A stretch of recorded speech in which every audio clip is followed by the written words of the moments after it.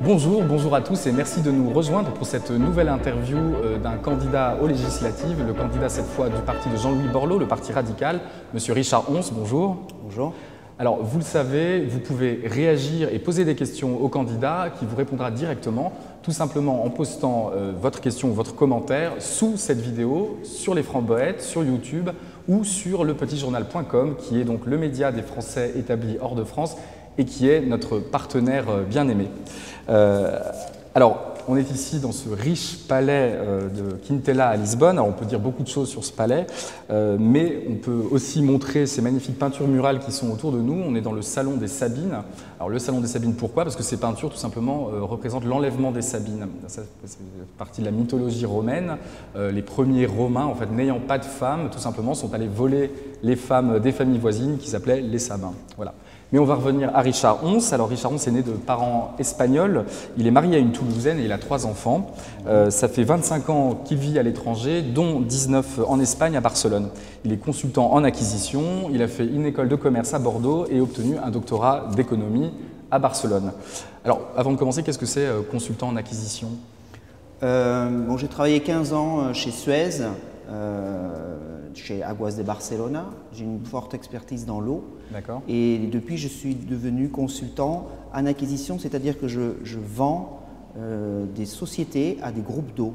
C'est-à-dire je fais le lien entre Suez, Veolia, les différentes sociétés qui sont toujours en restructuration. Et il y a parfois des opportunités d'achat et de vente intergroupes. D'accord.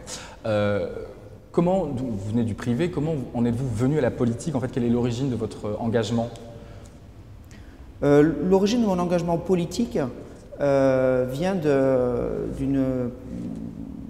d'un perfectionnement que j'ai suivi à travers l'assistance à un club genre Rotary, ce genre de club, où l'on fait des actions pour intervenir sur la société et améliorer la vie des gens, soit dans le tiers-monde, soit même en Europe. Et après 12 ans d'expérience et de cheminement à l'intérieur de ce club, j'ai ressenti le besoin d'aider les Français de Barcelone et je suis rentré dans un parti politique espagnol qui s'appelle Convergencia y Unión, qui est le parti qui est actuellement au gouvernement à la ville de Barcelone et au gouvernement catalan. Je suis rentré d'ailleurs dans 2 de leurs sections, la section infrastructure et la section politique européenne. Et ensuite, je suis rentré au Parti radical en France, pour aider les Français. Très bien. Alors, vous proposez un programme en 12 points qui est très précis, très concret, avec beaucoup d'exemples très documentés. Globalement, vous traitez les grands thèmes qui occupent tous les candidats dans cette campagne, et notamment, on va commencer par le grand thème qui intéresse les Français qui ont des enfants scolarisés, qui est la fameuse question de la prise en charge des frais de scolarité par l'État, la PEC. Alors, actuellement, je résume en 2 mots, la PEC, cette prise en charge concerne tous les lycéens, pas les collégiens, mais tous les lycéens sans critères de revenus des parents. Donc que les parents soient des foyers aisés ou pas, tous les lycéens issus, français scolarisés à l'étranger bénéficient de cette PEC, mais pas les collégiens. Et alors, beaucoup de partis proposent de retourner à un système de bourse donc qui serait évidemment dépendant des revenus des foyers, mais pas vous. Vous voulez garder ce système de la PEC tel qu'il est. Pourquoi? Voilà. Moi, j'ai payé depuis la maternelle, depuis que mes enfants sont en maternelle en Californie. À l'époque, on était en Californie. On a fait 5 ans aussi à Buenos Aires. Donc, j'ai payé pendant 20 ans l'école française à l'étranger. Mes 3 enfants, pour vous donner une idée, en Californie, c'était 10 000 € pour celle qui avait 3 ans, 10 000 € pour celui qui avait 4 ans et 10 000 € pour celle qui avait 7 ans. Ça faisait 30 000 € par an. Déjà, et ça, Buenos Aires, c'était 4 000 €, etc., etc. Donc, il se trouve qu'il y a 3 ans, 4 ans, M. Sarkozy dit, voilà, on va commencer à payer au moins la terminale, puis la seconde, et la première et la seconde. Et il se trouve qu'après, il n'y a plus d'argent, donc il a arrêté le processus. Lui, son cheminement devait aller plus loin. Il a arrêté ce processus-là à peu près 50 millions d'euros, je crois, de frais. Moi, ce que je dis, c'est que pour des gens qui ont souffert pendant 10 ans, 15 ans, d'avoir 3 classes de payer, alors qu'ils en ont déjà payé 10 ou 12, ça fait du bien. Ça fait du bien pour les gens qui payent. Je ne comprends pas pourquoi on veut retirer ça. Ce que je dis, c'est que si les socialistes retirent ça, ça ne sera pas rajouté aux bourses, ça partira ailleurs. D'ailleurs, ça ne partira nulle part, ça sera simplement une réduction de frais. Et dans la politique de crise actuelle, on prend un grand risque à demander au gouvernement de ne plus payer ces 3 classes parce qu'ils ne vont pas les rajouter aux bourses. Très bien. Alors en revanche, vous proposez également de créer 100 bourses pour l'enseignement supérieur, si je ne me trompe pas, après le bac. Donc cette fois, des bourses donc, avec un critère de revenu ou de mérite des élèves. Selon quel critère vous attribuez ces bourses de l'enseignement supérieur? Voilà. Alors ça, c'est un système de bourses privées. Hier, j'étais en réunion, par exemple, avec l'Institut chimique de Sarria, qui est très intéressé. C'est des bourses qui vont être payées uniquement par des sociétés françaises, Michelin, Renault, Peugeot, etc. Il y a des bonnes écoles en Espagne, il y en a peut-être moins au Portugal, comme SAD, comme l'Institut chimique de Sarria, etc. Et il y aura une bourse Danone SAD. Une financée à 100% par le privé? Non, ça sera uniquement 60% de la valeur de l'annuité, qui est à peu près de 10 000 €, 12 000 €, qui sera payée par la boîte française et qui prendra en charge, qui sélectionnera les élèves en fonction de leurs notes. D'accord, très bien. Donc uniquement des critères de mérite scolaire.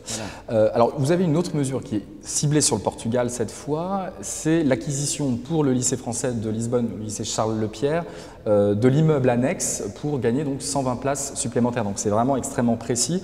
Et vous avez même prévu un financement très précis. Alors j'ai rien compris, mais il y a les mots CEL, LISBAC, fonds de placement, caisse des dépôts, loyer modéré sur 30 ans avec option de rachat. Voilà. Alors 120, vous avez peut-être bifurqué, c'est 120 places pour la maison de retraite. 120 places, c'est la maison de retraite.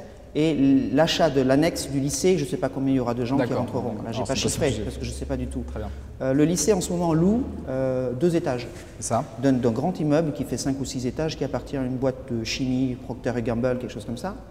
Moi, ce que je propose, c'est de faire un sale-leaseback. C'est-à-dire, on prend une société comme AXA ou comme la Caisse des dépôts français.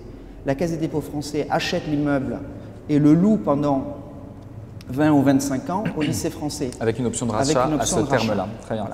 Voilà. Sur l'emploi, on change de sujet, vous avez une proposition originale, enfin en tout cas il n'y a que vous qui en parlez, qui est tout simplement de développer l'investissement des industriels français, de les faire venir en Espagne et au Portugal, c'est donc faire venir ces grands groupes et donc de créer 500 emplois spécifiquement réservés aux Français. Alors, c'est très simple. Premièrement, comment vous attirez ces entreprises ici? Et deuxièmement, est-ce que juridiquement, c'est possible de faire cette sorte de discrimination positive sur la nationalité? Il n'y aura aucune discrimination. Je dis 500, ça peut développer 500 parce qu'il y aura en tout peut-être 15 000 ou 20 000 emplois. Donc en pourcentage, si une boîte comme Michelin s'installe, elle aura peut-être 2 ou 3 %. Vraiment faire pas du tout. Alors, premier point, comment vous attirez ces groupes ici? Avec quels arguments? Le SMIC en ce moment est à 452 € au Portugal. Oui. Et il va bientôt être à 1500, 1600, voire plus en France. Donc c'est pas compliqué. Jouez sur la compétitivité. Si vous avez un SMIC à 400 ici et à 1500 en France, ça peut attirer des gens. Il y a 2 eurorégions qui sont déjà créées, Euskadi Aquitaine et Midi-Pyrénées, Languedoc-Roussillon. Donc quand vous faites une eurorégion, vous avez des aides de l'Europe pour l'implantation. Donc il est relativement facile de faire déplacer des boîtes du nord des Pyrénées au sud des Pyrénées si elles sont dans les 2 eurorégions. Et c'est pour ça que j'ai proposé la 3e eurorégion qui est celle de Porto-Vigo. Parce que si vous demandez à une boîte de venir à Vigo toute seule, Renault, elle n'aura pas d'aide. Si elle vient à Porto, elle n'aura pas d'aide. Si vous créez l'eurorégion Vigo-Porto, ça passe dans le système d'aide. D'accord.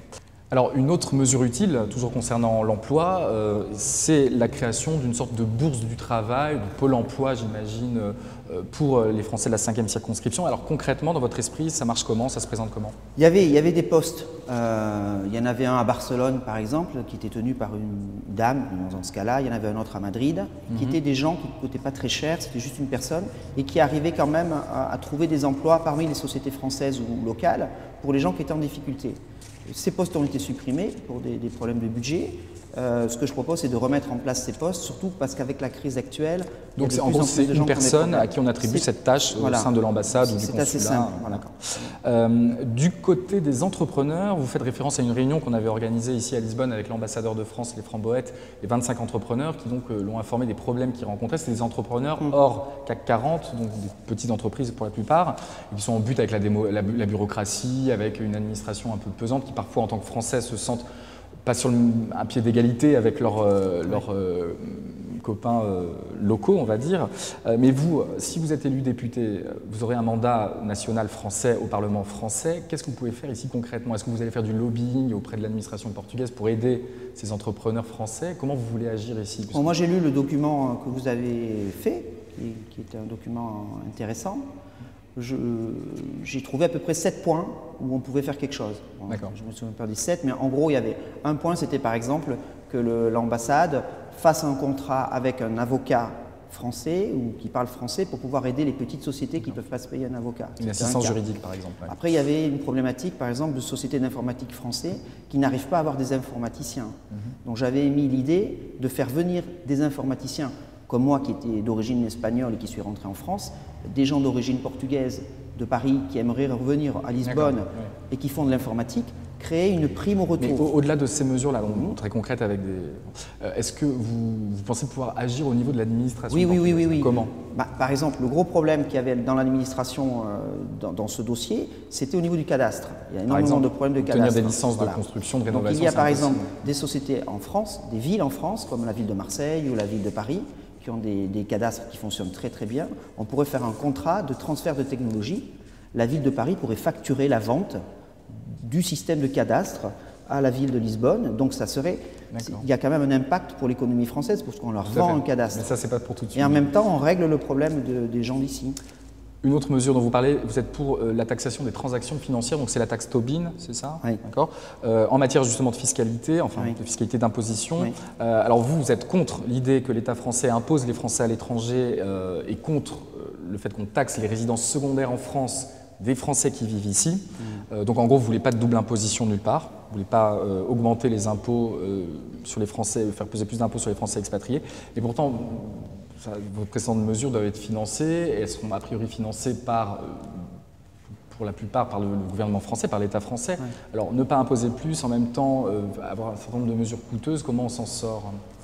Bon, la taxe Tobin, c'est pour imposer les transactions financières. Ça, il faut la faire. C'était dans le livre de Borloo qu'il a fait. Donc c'est un des éléments de Borloo que j'ai récupéré dans mon dossier. Ça, c'est parce qu'il y a des transactions financières énormément tous les jours. Dire, par exemple, ça, c'est simple. Quand vous créez... Par contre, les taxes qui sont proposées par les deux autres candidats sur ce qu'on appelle le droit de sang fiscal, le droit de sang fiscal. Oui.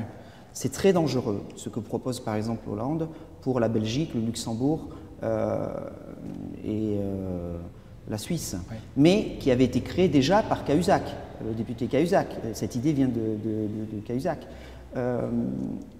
En fait, c'est l'application du modèle américain, nord-américain. Parce que vous avez du sang nord-américain, où que vous viviez, vous devez payer. Ça va à l'encontre de la non-double imposition. C'est un principe de base. On ne peut pas payer dans deux pays différents. Ouais. Et je pense que ce n'est pas normal de payer le delta. Si vous vivez ici, vous n'avez pas à payer le delta par rapport à l'impôt que vous payeriez si vous étiez à Paris, puisque vous êtes ici.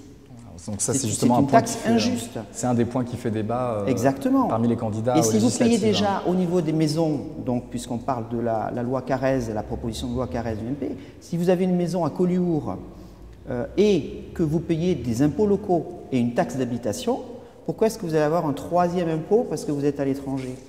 C'est totalement injuste. La plupart de mes mesures, quasiment toutes mes mesures, sont financées par le secteur privé. Alors ensuite, on change complètement de sujet et très rapidement, vous êtes le seul à parler de mesures encore une fois originales qui sont les fameuses questions des TGV. Alors il y a le débat sur le TGV Lisbonne-Madrid qui pour l'instant a été mis en sommeil à cause de la crise et puis vous proposez de créer un TGV Paris-Madrid. Est-ce que vous pouvez nous en dire deux mots, voilà, mais vraiment très rapidement? Voilà. Bon, le Paris-Madrid, il est prévu par l'Europe, il passe par Bayonne et ensuite il y a le Y basque qui arrive à Madrid. Ça se fait, c'est en cours de réalisation. Ce TGV arrive. Le TGV qu'on peut transformer en LGV de Lisbonne, ça vient Qu'est-ce que ça veut dire LGV? Ligne à grande vitesse. Au lieu de train à grande vitesse. En fait, c'est un TGV un peu moins cher, ou peut-être le train, au lieu d'aller à 300, il va à 250, et il utilise en partie des voies normales. Et donc sur ce LGV Lisbonne-Madrid, donc ce que je veux, moi, c'est désenclaver Lisbonne. Moi, je le ressens en tant que Français depuis toujours. Lisbonne a toujours été enclavée, loin de l'Europe, elle est au bout du monde.